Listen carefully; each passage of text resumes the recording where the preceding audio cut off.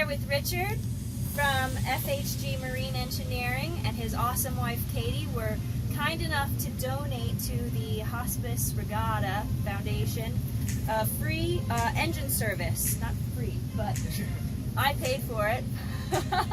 But it was I won it at the silent auction. So he's here today to give me a lesson.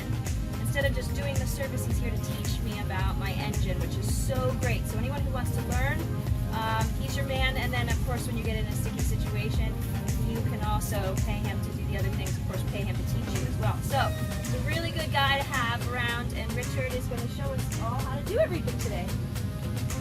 Hello. So we have our start with the impeller. Yeah, we'll start setting the parts out. You just set that on the counter here. Go ahead, we'll bring everything on.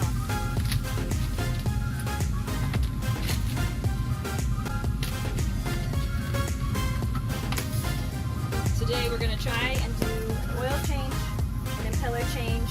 The bolts look okay. Fuel filter and oil filter change.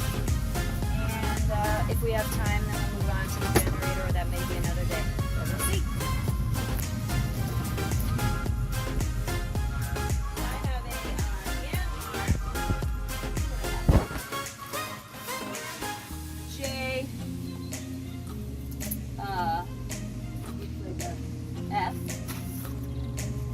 Yanmar 4JH 4E. 4JH 4E. That's what it says.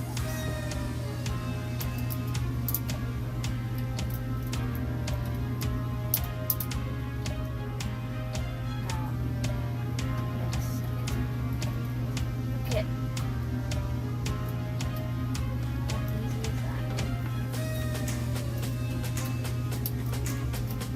So it looks like it was good that I changed it, because one piece is missing from right here. And now that it's out, looks like that. Anything else you want to say? What's important? Not really, but I guess if you have a missing piece like this and you can't find it inside the pump, odds are it went into your heat exchanger, so that's probably something you want to check into and make sure that you're not blocking any of the passages in there. Luckily for us, though, we found our piece, so we don't have to do that. Okay. Next thing we took out was the little O-ring. Okay. And then you're checking that. Yeah, I'm just kind of squeezing it and seeing kind of what the condition is, so I can get an idea of maybe when the last time this change was. This still looks pretty soft, and it feels pretty soft. It's not flat at all, so it's probably changed relatively recently, maybe with the last impeller. Okay, and the last impeller it says 816, which is a good idea to always write that right on there, right? Yeah, it's a good idea to write when you changed it last, yeah. Okay.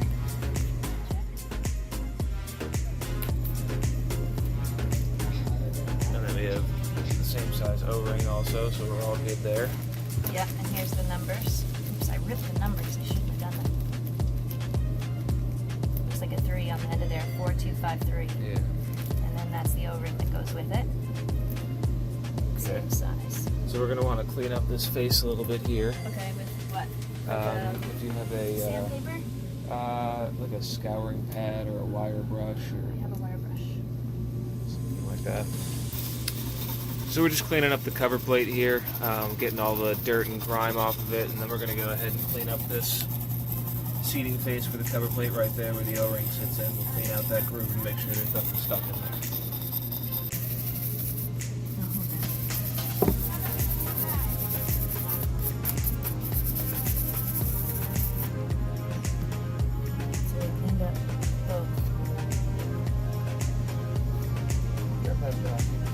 Yep. So now we're ready to start putting the impeller back in. We're going to put a little bit of grease on the shaft just to make it a little bit easier the next time we pull it out. That much? That's probably fine. Yeah, you just kind of want to rub it in there and make sure it's all.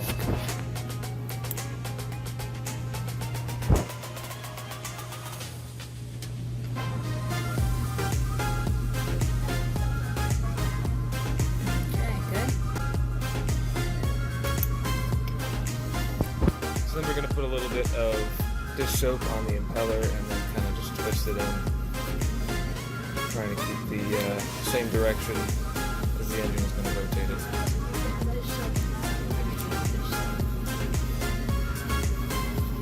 There it is.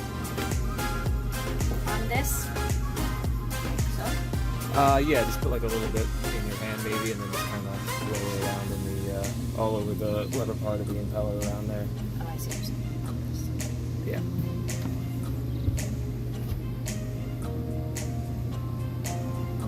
And then just kind of work it into the fins. Inside here? Yep.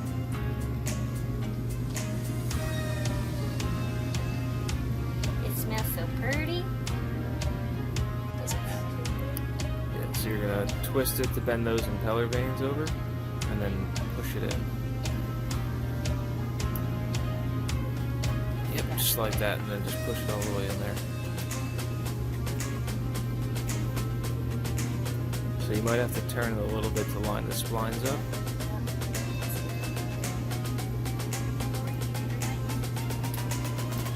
Yep, there you go. Okay. All right. What do you mean by wonky? Like, Yeah, it looks alright. sort of bent wonky like that? Yeah, that's how the pump works. It's supposed to be bent over that way.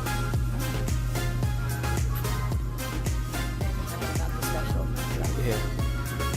So we're putting the O-ring back in for the cover plate. There's a special kind of O-ring lubrication. It's a lubricant and a conditioner that you can use to put this back in, and it kind of makes the O-ring hold up a little bit better over time. So yeah, it's kind of popping out a little bit. It's a fresh O-ring, so we'll probably have to go ahead and put the cover plate on at the same time. That this is where I turn off my fuel supply to the engine and the gen set right here. So before I do any changing of oils or fuel filters, I gotta flip those off. Alright, so we just took off the fuel filter from here, lefty-loosey, and we're checking to see if 702 or 703 is the correct size from what we have down in there. Goodie bag of extras. So, what are we making sure? So when you take off these filters, you have to make sure that the O-ring comes off with it. Mm-hmm. If it doesn't, you're going to double seat the O-ring and it won't seal, and then you'll spray fuel all over your road. We don't want to do that. All right. So I'm going to give you the filter back. Okay. Okay. So I should be able to hand undo that next. So that's the fuel filter back in. We want to make sure that those get tightened, snugged up, and then maybe a quarter turn more. They don't have to be wrenched on really or So over let's just tightened. see, snugged, and I'm going to turn this way. Yep, that's good. Just like a little more. That's perfect. Okay, so right now we're changing the filters to the generator. And then after that we will do the engine fuel filter. Actually, I can see better this way. My son is playing video games in the background. That's what you hear. Say hi, Joshy!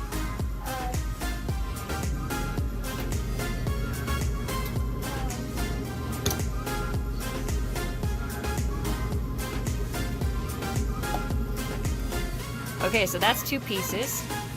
Yeah, so when you get your fresh filter, you've got that on the ground there.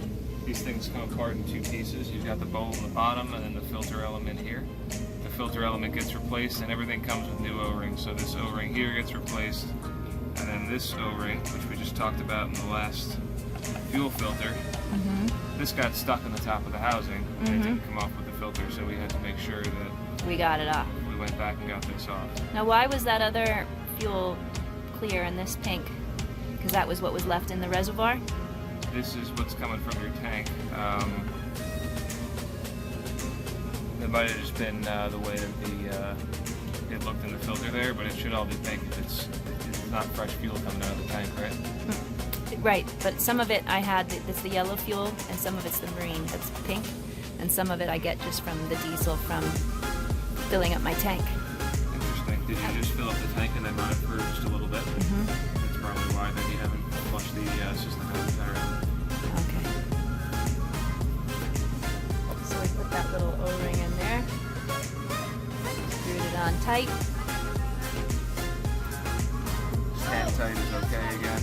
Okay. And you want to make sure that you fill these before you put them back in. Right. So We don't have any fresh diesel with us today, so we're gonna try and Pour that back in over the sink. pour that back in. Okay. Yeah, the sink. Okay. Yeah, the sink's fine. See how steady our hands are. Without getting any of the paint chips in. Oh, yeah, that's a good idea. Don't do that. This will make sure it goes and sits in the groove properly. Yep. Take a little dab of diesel out of the filter and Nice. Move it spread up a that little bit. along the ring. Okay. Those steps make a handy little seat.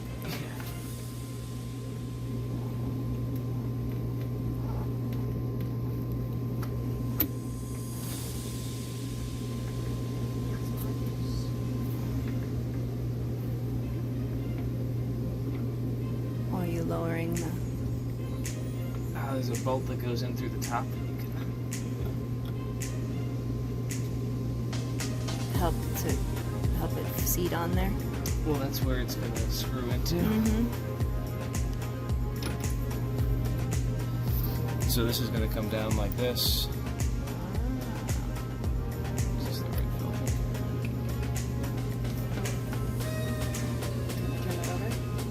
Yeah. That will be R12S? Ooh, this is a 1-2T. Uh-oh, that's why it's not fitting.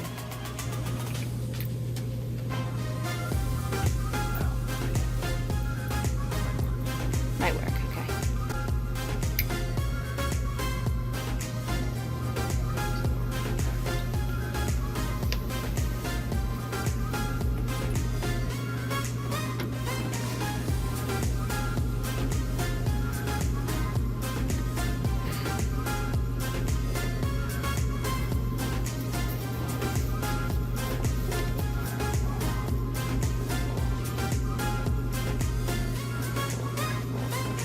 And that's the ring that we are crushing, right?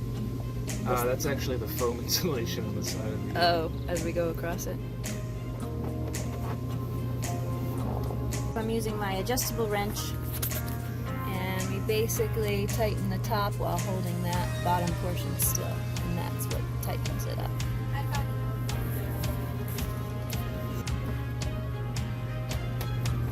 It's not budging.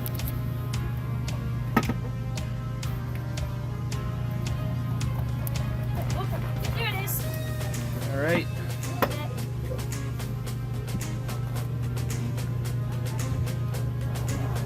I got it.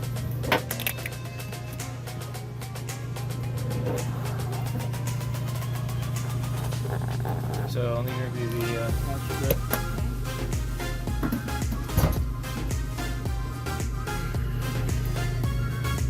I don't know if you'll be able to fit it in there, but Perfect. make sure we get the label in there. Yeah, definitely. Get everything out. Alright, quarter deck to the rescue, baby. Perfect size. Bendable and all. What does that say? That I need to go to quarter deck to? Yeah.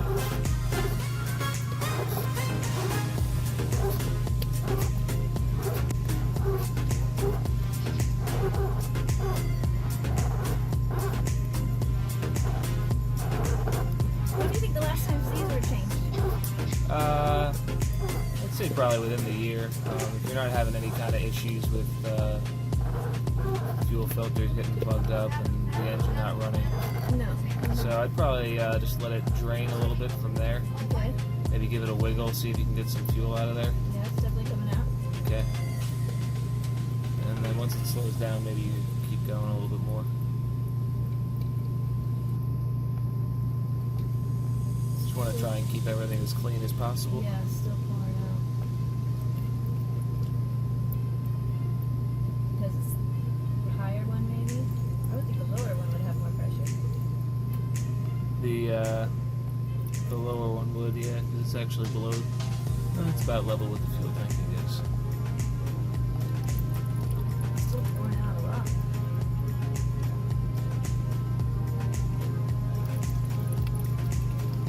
Hear it? Yeah. Is that normal? Yeah.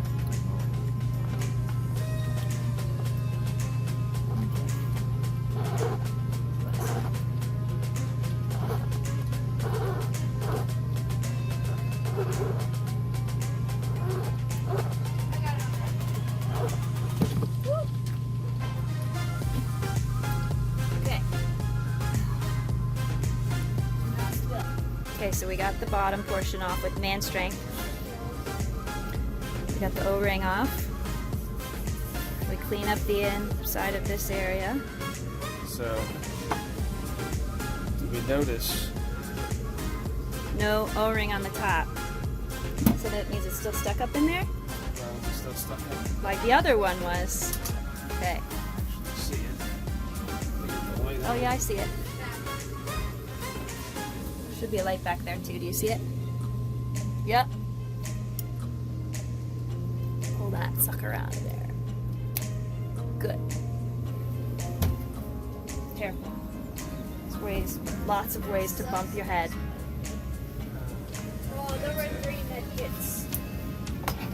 Okay, so now we've got our.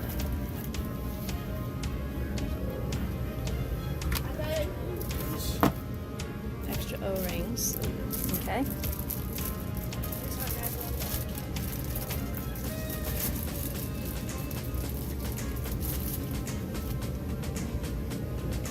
This is the ring for the bottom bowl. Okay. Clean that out. We're new O-ring in. And then this gets Screwed on. Not so tight this time.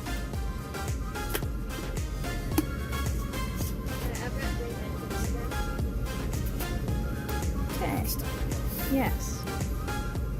Then So now that we've got one. our new Yeah. top seal.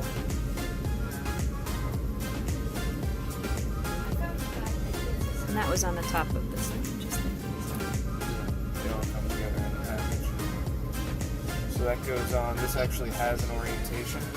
okay. Now if you can get that Yeah. on camera, you can see that there. Uh-huh. So the beveled portion goes to the top. Yeah. And then we'll get that. Do we need the fuel inside of it? We do need the fuel, yeah. Okay. So the fuel we're putting back in here just so that you don't have to worry about priming issues on the engine. Everything is, all the filters are full, so you should be able to just open the valves and start the engine back up again. Okay. There's a little Little bit of- sludge down in there. Let that settle for a second. Quarterdeck cups to the rescue.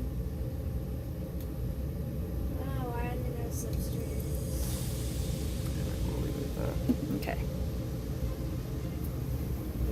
So, you want to do the honors?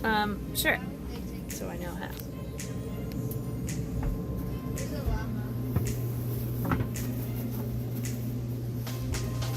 Let me just stick a finger up here. Yeah, so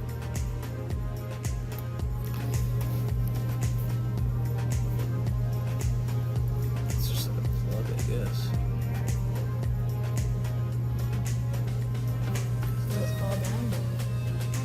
No,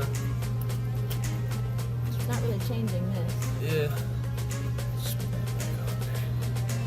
Oh, now it's bringing something down. Oh, is it? Yep. It's probably like a Yeah, definitely.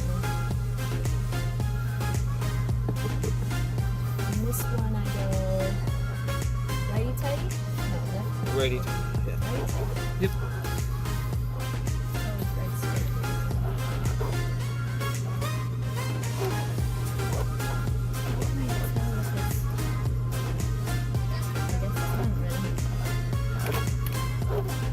Yeah, sometimes if you have to turn it against a hose or a piece of foam, it'll feel very, very tough. So we'll get that all snugged up, and then we can open our fuel valves back up again. Okay.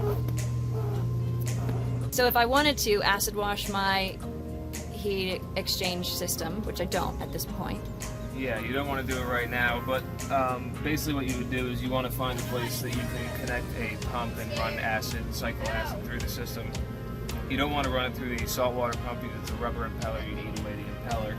and tell them about even running it through with the copper, can eat through the copper too. Yeah, if you acid wash your heat exchanger too much, you can actually break down the internals of the heat exchanger, and you might end up doing more damage to the heat exchanger than you'd like. So it's a good idea to do them preventatively, but maybe once every 18 months or every 2 years instead of every single year. just to kind of prolong the life of the heat exchanger. But the way that you would do it is you take a hose off on one end and then a hose off on the other end. Find an adapter to hook up to the pump, and then you would run the acid through the heat exchanger. Just like you would do for an air conditioning system. The same as you would do for an air conditioning system. And then just do it for like the 30 minutes, same 30, 40 minutes like you do for AC. No, maybe it depends on how much of the bar bus you're putting in there, Yeah. but I would say maybe 10 minutes is probably Okay. more Tops. than enough to, yeah. Okay. Yeah. Because again, you don't want to cause issues with the acid in the heat exchanger. Okay.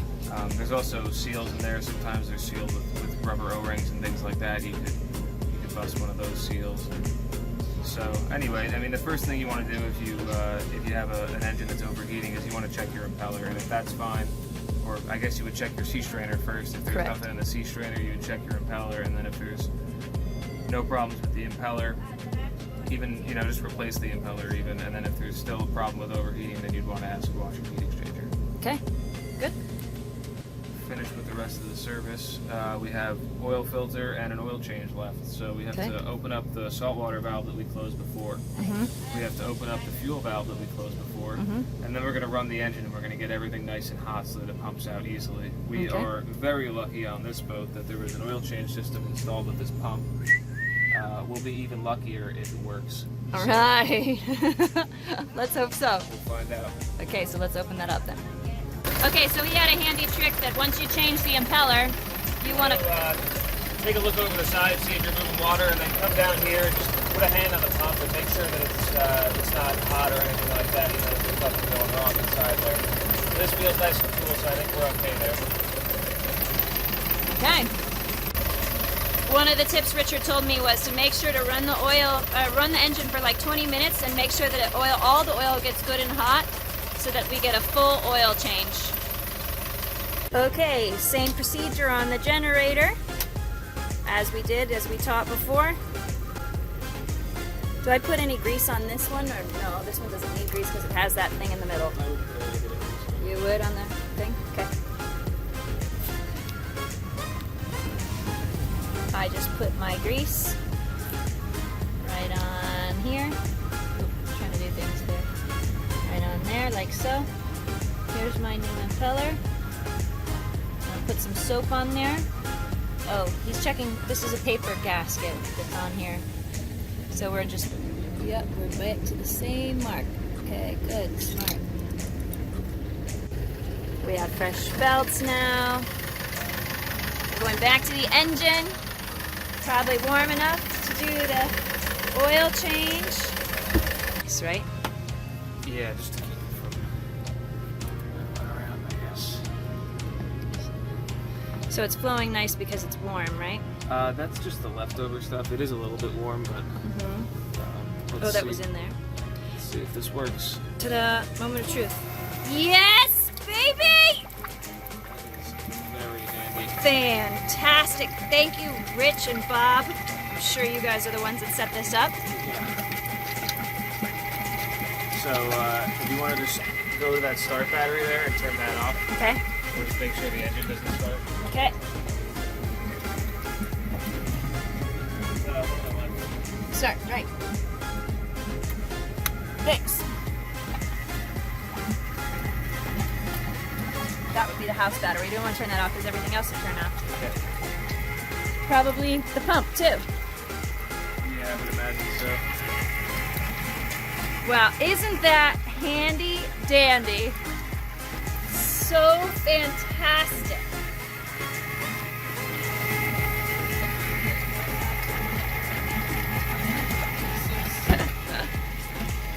We're doing engine maintenance.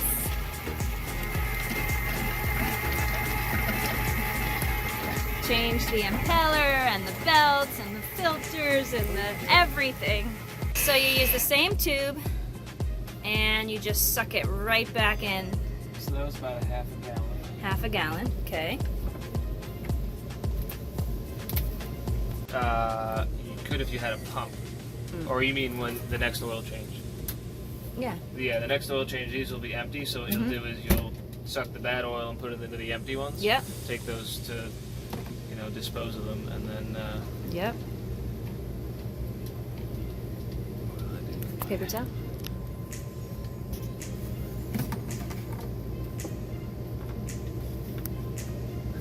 And then turn on the pump. And how will we know when it's too much? You're going to be checking the dipstick there for me. So Okay. I'll give you a paper towel. So once the engine becomes a little bit older and you've got more hours on it, what you can test for, and they'll do this in surveys sometimes with a special tool, is what they call blow-by. And what happens is the combustion gases inside the cylinder, they'll blow past the piston rings and down into the crankcase. And then from there you'll start to see combustion gases like exhaust and stuff come up through this oil fill. So the other thing that you want to maybe look for inside there is get a flashlight. We'll get our flashlight in a minute, and we'll look inside there and see if we see that a sludge buildup or any kind of oil residue and things like that, or anything that's not supposed to be in there. So it all looks clean in there. It all looks like the oil is doing its job. So that's good. Okay.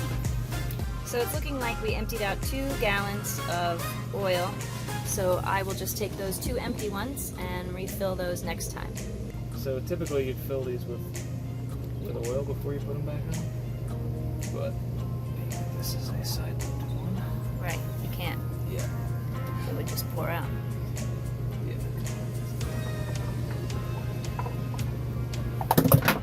Whoopsie, I'll get it. Here's our new one. So there was one that said, that one said fuel filter, It did, yeah. and this one says oil filter. So I just like to feel around the seating surface there. Feels okay. Ring is on there. So we just turned the generator on to get the oil nice and warm so that we can change the oil on the generator.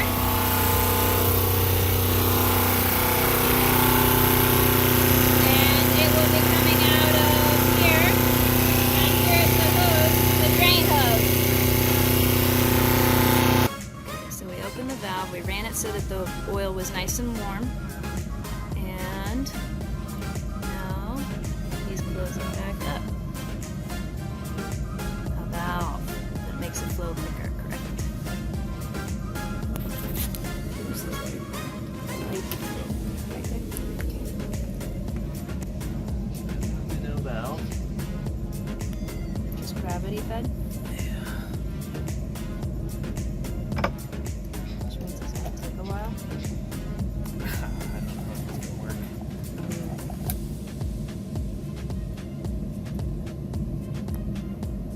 It's definitely below the oil.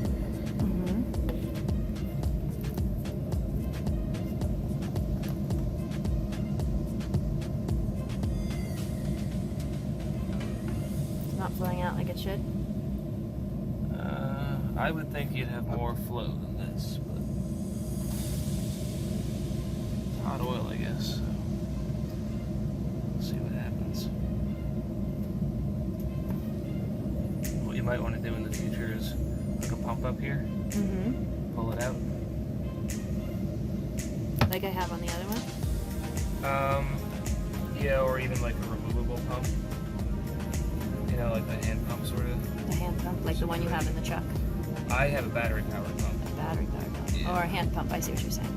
Yeah, you can get a battery powered one, or one that you can hook up to the starter terminals on there.